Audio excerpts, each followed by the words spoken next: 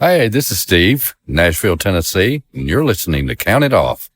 Welcome to Count It Off with your host, Jeff Dayton, where we explore the world of music through the eyes of some fascinating guests.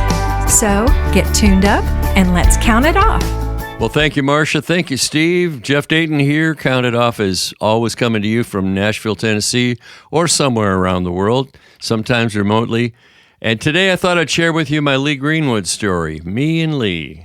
Started out in, actually I was living here. I'd been playing with Glenn Campbell, got off the road with Glenn to write for his publishing company, and this was early in 2002. And I got a call from my good buddy John Conley, who at the time was playing with Lee Greenwood. He's now the lead player, one of the lead players with Kenny Chesney, the guy with the long hair that plays acoustic and fiddle and all the cool stuff that he does. And John called me up and he said, "Hey, Jeff, I was out playing basketball with Lee and the guys on the road, and I caught a ball with my left hand, and it pushed one of my left-hand fingers all the way backwards onto my hand, and my hand is pooched, and we need a sub, and we need them tomorrow. Can you be out here?" And I said, "Sure, John," and I'm pretty fearless, as you probably might suspect. And I don't mind jumping into things, but there was no time for rehearsal, just a set list. And I got on the bus in Nashville, and first place we went, I think, was Fayetteville, Arkansas. And I'll never forget, we're standing on stage, and the band is there. And as it always is, it's like, "Hi, I'm Jeff Dayton. What's your name?" Eric Horner was the acoustic player and harmony singer, but he was on a family vacation, and John was not there, so there were two guys actually out, and the electric player was a guy from Florida named Ed Smoke. And so SMOAK, how you doing, Ed? I hope everybody's buying your orange juice. He's doing well. I don't think he's playing music anymore. I'll have to check in with him and see. But there we were, and we ran a couple of songs at soundcheck, and then it was showtime. We had a 2-show day, and I'll never forget one of the first things I noticed was the guy singing harmony vocals back there next to the drum riser. He actually had his own riser. And he was a rock and roll voiced guy named Keith Landry. And man, I'll tell you what, that guy sang his ever-loving tail off, and he had the high stuff. I mean, I'm talking the high stuff. My puppy's whining in the background. Don't mind him. But I was like, "Man, you sound like that guy from Toto." And he kind of smiled. He goes, "Yeah, I know." And so after the show, I went up to him again. I said, "Keith, dude, you're killing it. You sound like that guy from Toto." He goes, "Yeah, I know. I was in Toto. I was Bobby Kimball's harmony singer on the Hydra tour, and I grew up in Lafayette, Louisiana, where Bobby Kimball was from also. And a lot of great people are from there. Chubby Carrier, my good friend in the Zydeco world, is from Lafayette, Louisiana. I'll have to play a couple of his songs maybe during this episode or maybe a future one. I'll talk about me and Chubby. I got all kinds of me and so-and-sos to talk about. I got me and Kenny. That's coming up with Kenny Chesney. And anyhow, I tell you what, it was so much fun, and we played at a college, and we did 2 shows, and after the second show, we were done, and the boys went into the town, because we were up the hill at a beautiful old theater. I think it might have been called the Classic Theater. I know there's one in Athens with that name, but it was a theater like that. And we got down, our equipment, put it under the bus and stuff, and then the boys went out drinking. And they came back after the show, and I won't say who was whom, but there was some shenanigans going on. And I was like, this is going to be fun. And so this is June of 2002, I think it is. May or June, must have been May. And man, it was so much fun. And one of the things about Lee was not only did he play saxophone, he played killer keyboards, and he could do either one and carry the show. Interesting story about him. Back in the day, he told me about this one. He was in Vegas, and he was doing great, and he was playing a lot of big lounges. This is quite a while ago. And he heard a song called Please Come to Boston, and it blew him away. And he said, "Man, I got to find out who that is, who wrote that song and who that producer is, because I wanted to do a record like that." And so he searched around, and he found out the song was written by Dave Loggins and recorded by him. And he also found out the producer was Jerry Crutchfield from Nashville here, and later the head of MCA Music there.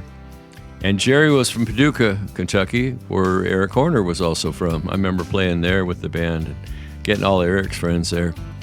And Lee reached out to Jerry Crutchfield, and he said, "Jerry, I'm a singer in Las Vegas, and I love your record, Please Come to Boston, and I want a producer like you."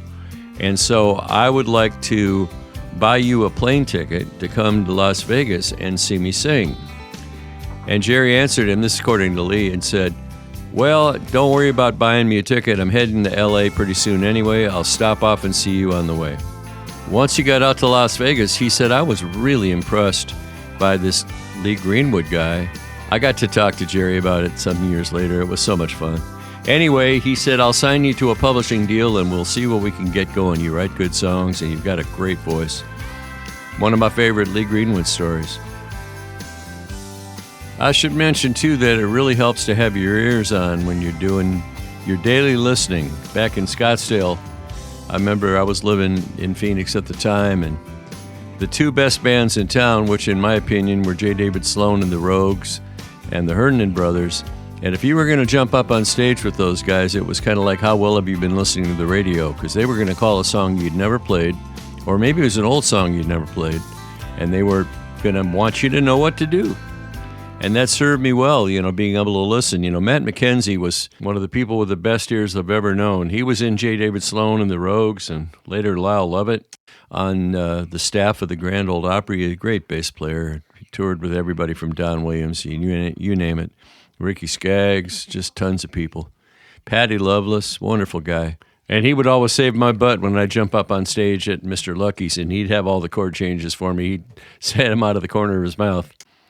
So if you've got your ears on and you're paying attention to what's going around you, you're kind of logging, you're making mental notes. It's like, okay. You're not charting the song in your head, but you're kind of ready to do it if it does come up. And two of the best gigs I've ever had are that way, where I got called last minute, we need you out here in 2 days kind of thing. And Lee Greenwood was one, and Kenny Chesney was the other. And I promise you I'll tell that story in a future episode. Because I really love Kenny's stuff, especially these days, man. He's cutting some of the best songs of his career, I believe.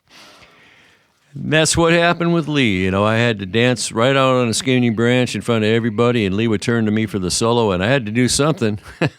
Luckily, I wasn't too afraid of trying, and it wasn't always right, but at least I, got out there and filled out the band and singing harmonies and stuff like that. Lee, by the way, as a singer, is spot on. The guy is tremendously in tune. And the great singers like that are few and far between. Glenn Campbell was one, and I know y'all know that, but I never heard Glenn, oh, hush, puppy. He's got a rope all knotted up with a rubber tire attached to it, and he wants me to throw it. So give me a second here. Come on, puppy. Okay, chase the rope. There you go. Yeah, when you're stuck indoors, what's a child to do? This dog's only not even 2 years old yet, and he's still just such a youngster in spirit. Hello, what are you bored with? Oh, boy. Well, sorry, Hank, I'm talking to some people right now. You know what I'm going to do? I'm going to play you something that happened for me during the time I was with Lee, which was several years. We were sitting at catering at a gig, and I was sitting with my spiral notebook, which is how I've always written songs. If I was out of that, I might take a legal pad or something else, maybe some printer paper. But most of the time it's in a spiral, so I can sequence, chronologically that I wrote it at a certain time. And he looked over my shoulder. He said, what are you doing? I said, I'm working on a lyric. And he said, let me see that. And so I handed him my notebook, and he kind of peered at it, and he goes, this is good. He said, when you finish it, let me know, and I'll sing the demo for you. Well, first of all, A, my mind is blown, and B, out of nowhere, and C, how cool is that? So I'm going to let you hear it.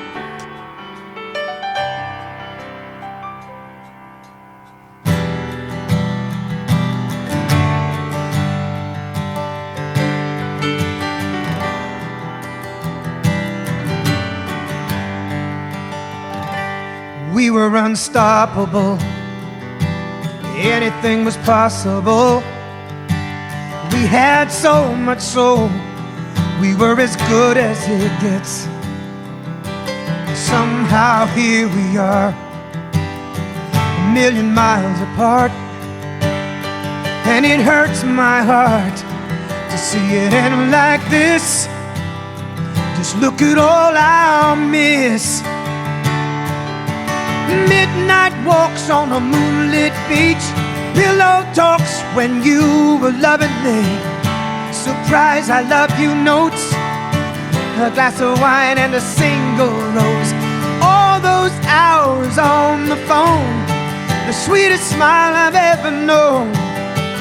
The way you melt me with a kiss, that's all I miss.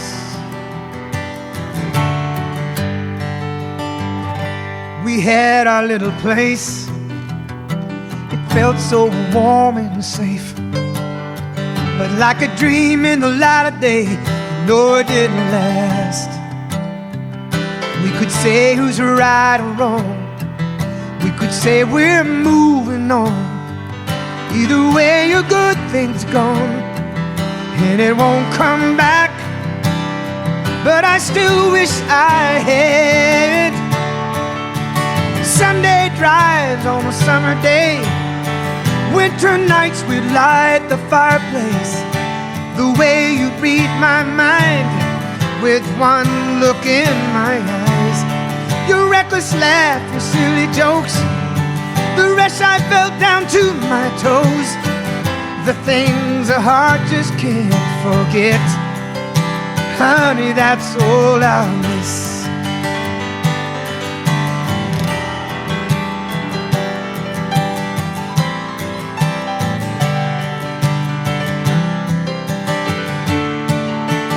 Midnight walks on a moonlit beach, pillow talks when you were loving me. Surprise, I love you notes, a glass of wine and a single rose. All those hours on the phone, the sweetest smile I've never known. The way you melt me with a kiss, oh, that's all I'll miss.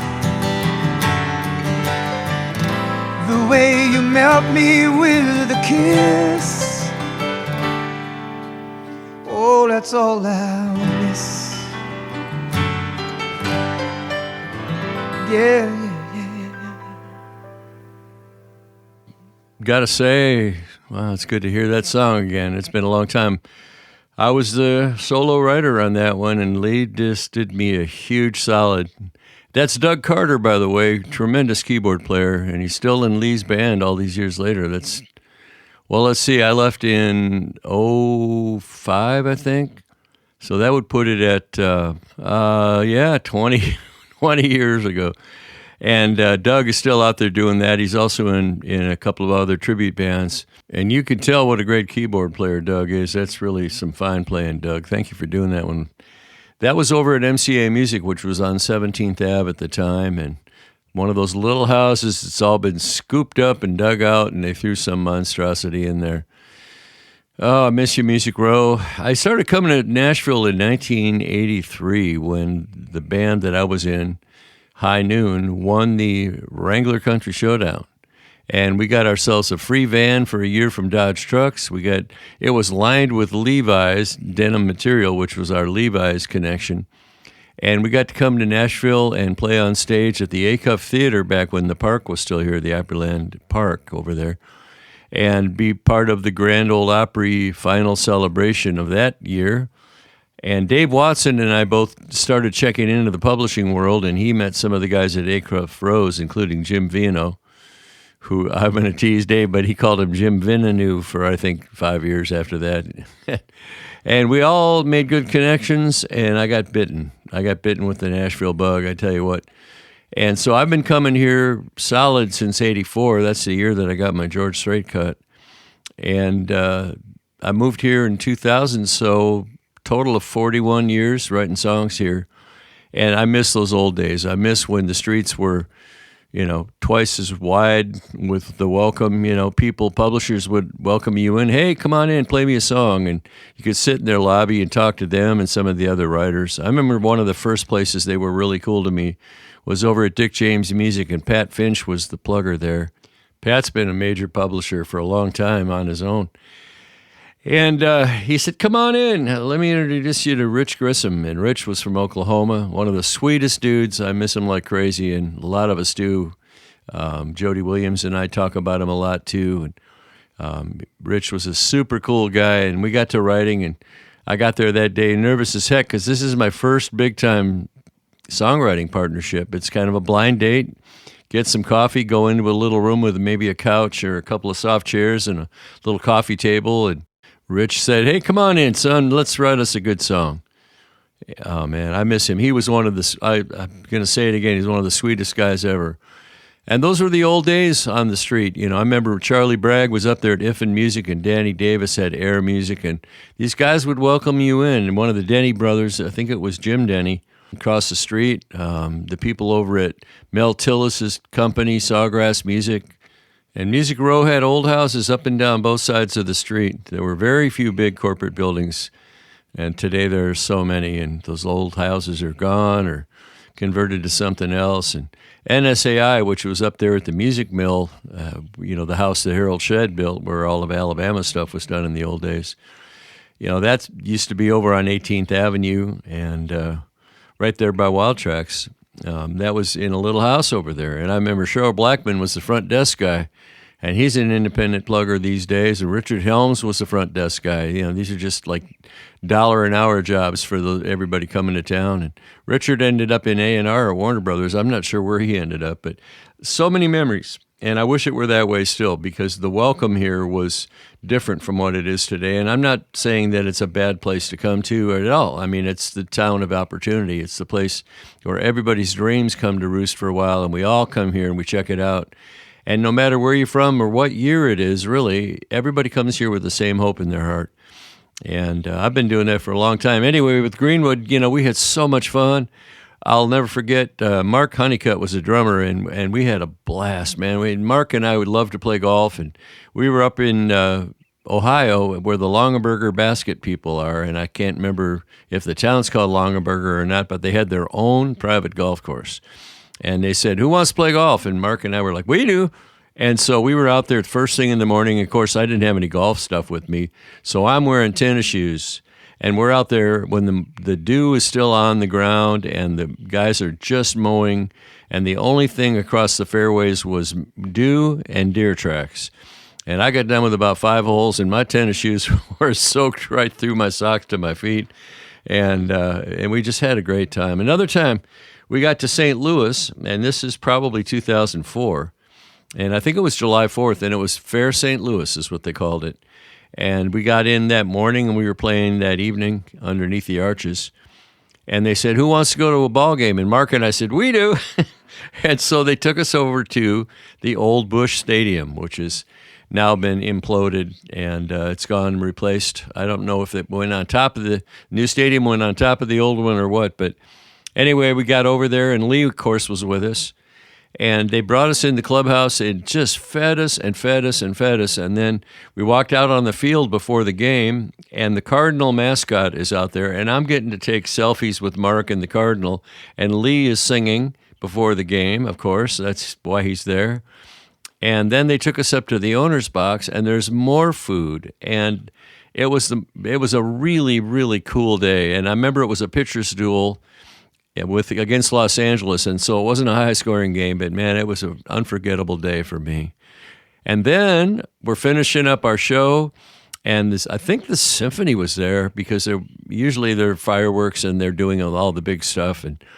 And as the fireworks are going off, there are 3 barges on the river, right there on the Mississippi River behind the stage, behind the arch. And the end 2 barges had all kinds of fireworks and stuff's flying all over. Well, the center barge was the finale. That's where all the big stuff was loaded up. And suddenly the center barge blew up, and a bunch of stuff flew across the river to the bank on the other side, caught the bank on fire, and there was no finale to the fireworks, and all there were little sparklers and stuff going off. That was kind of the anticlimax to the climax. But I tell you what, everywhere, there's something about traveling as a musician that I still like. I look forward to getting out on the road. I look forward to meeting new people. I look forward to people saying, "Hey, gosh, we love your music," or, "Man, it's so cool to see Lee Greenwood," or, "It's so cool to see Kenny Chesney." Of course, with Kenny, it was just like screaming, And, of course, with Glenn, and even with my career today, I just got finished with a full week down on Key West playing the tropical music scene, and people from all over, people discover you and they go, "Man, we're so glad we found you. We just walked in here. We didn't know who was going to be here." So that's part of what keeps me going as a musician, I got to say. Anyway, we had so much fun. I remember one time we were in Washington, D.C. with Lee, and just, the honor he got from all sorts of folks. I haven't seen him since '05 until just recently when he was playing a benefit over here at the new Nashville Palace.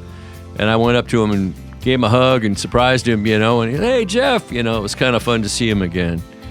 We'll do more of this reminiscing here in a future episode with Kenny Chesney, as I mentioned.